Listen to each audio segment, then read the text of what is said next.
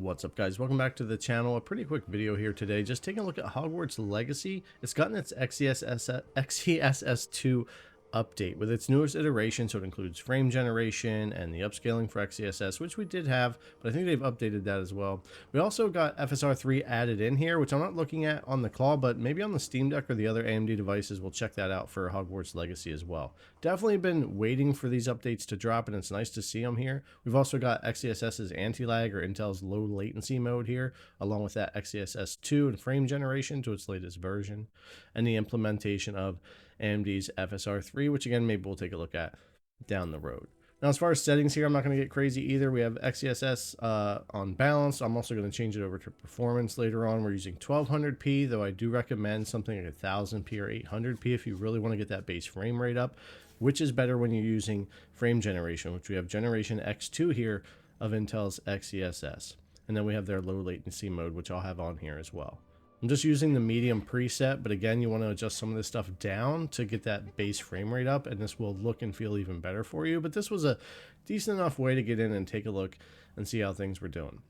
Now, here on my capture card, you're going to see some tearing and a little bit more jitter than what you'll see in person on the VRR screen. I don't have any VSync or VRR here with my capture card, so it's not as clean, but I can get a nice image here and see kind of how things are running performance-wise. Turning off XESS and kind of panning around the same area and looking, you'll see similar kind of stuff, but we're 30 to 50 FPS with these settings typically, and most of the time in the 40s, meaning with the frame generation on, we're going to bounce between about 70 and 90 most of the time, and it will dip up and down as this game tends to do. But ultimately, it works pretty well, and I've been waiting for XESS2 to come to this title, along with FSR or 3, because it'll be nice to look at that as well, but especially XESS2, because that's something we can only run on certain Intel hardware, including the Claw 8 here, which does support all the newest technology from Intel, which I think actually works really well.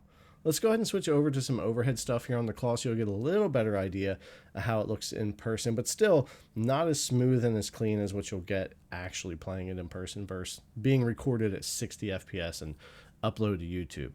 But as far as like input latency and how everything feels here with all the features turned on, I thought it was pretty good. There's always going to be some noticeable input lag added when you're using frame generation, but Intel and Nvidia have done a good job of trying to bring that down, and they all have their lower latency modes to try to help with that. And a single player campaign game like this that's pretty forgiving, it's not like a Souls game with the dodges that are super specific or anything. Those additional frames aren't really going to hurt anything, and I think for this game it ultimately helps the title. This was a rough one to run on a lot of handhelds when it first came out. It has seen a lot of updates. We've also got a lot of driver updates for devices and things like that, and newer hardware like this Claw 8. So the game itself actually runs pretty well with or without frame gen now. But having this added in, I think, is a really nice addition. It's really smooth for me here in person with the VRR screen. I think it benefits the title and works really well. And it's been working well in other titles I've tested here on the channel too, where they've added XESS2. Wow, having trouble with that one today. But yeah, this is the closest thing to NVIDIA's tech. I think Intel's done really well.